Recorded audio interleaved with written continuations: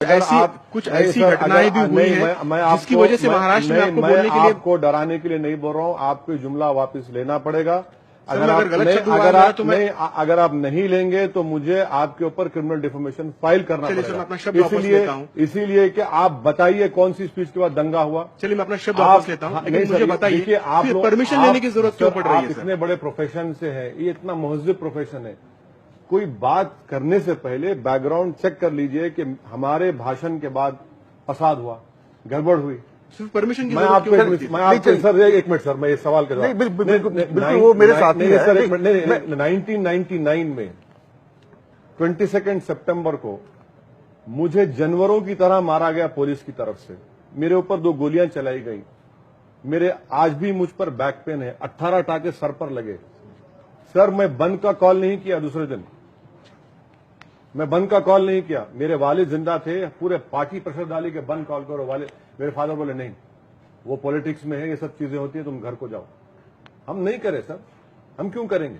हम ये बोल रहे कि आपको समझने की जरूरत है हमको, आप डिसएग्री करिए, ये आपका राइट है, मुझे बोलने का एक राइट है, मगर सब ये बोलेंगे कि नहीं सब जने मिलकर ताली मारो। मैं नहीं मारने वाला हूं ताली, मेरे से नहीं होता ये।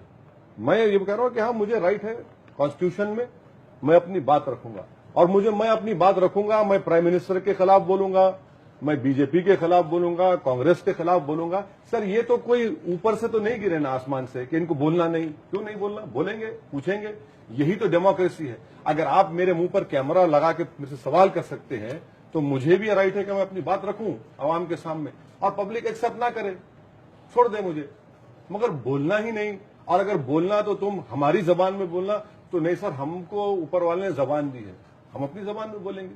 जी सर, लेकिन आप पॉलिटिकल पार्टी के खिलाफ जरूर बोल सकते हैं, लेकिन जब आप खुद सांसद थे उसी टाइम हैदराबाद में जब आपका स्पीच हुआ था, तब आपका ही एक सेंटेंस था, हिंदुस्तान को हमें एक मुस्लिम राष्ट्र बनाना। कहाँ बोला मैडम? बताइए, आप बताइए। नहीं मैडम, देखिए आप लोग अपना होमवर्क नहीं कर रहे हैं। जी बिल्कुल, आप बता दीजिए, डेट बता दीजिए। मैं उतना होशियार नहीं हूं, मगर मैं जो बोलता हूं मुझे याद होता है।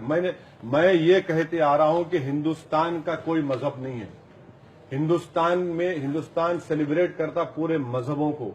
हिंदुस्तान दुनिया में वाहिद मुल्क है जहां पर इतने मजहब हैं, इतना कल्चर है, इतनी तहजीबें हैं, इतनी जबानें हैं।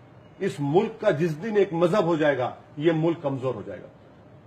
मैं कभी नहीं कहा, मैंने कभी नहीं कहा। हाँ यकीनन मुझे फख्र है कि मैं इस्लाम पर मुसलमान हूं, मगर मुझे इस बात का भी फख्र है कि मैं इंडियन मुस्लिम हूं। हमारा झगड़ा कभी मुल्क से था, ना है, ना कभी रहेगा, खुदा ना खास्ता। हमारा झगड़ा जो लोग रूलिंग क्लास है, जो पावर में है, वो इंसाफ नहीं कर रहे। अब जब हम उनको बोलते तो एक तो सेकुलरिज्म की तरफ कम्युनल लेके चले थे, एक एंटी नेशनल बनाए थे। तो ये परेशानी है इस मुल्क में। अगर आप ये सोचते हो, अगर इंडिया के लिए आप ये सोचते हो, लेकिन आपके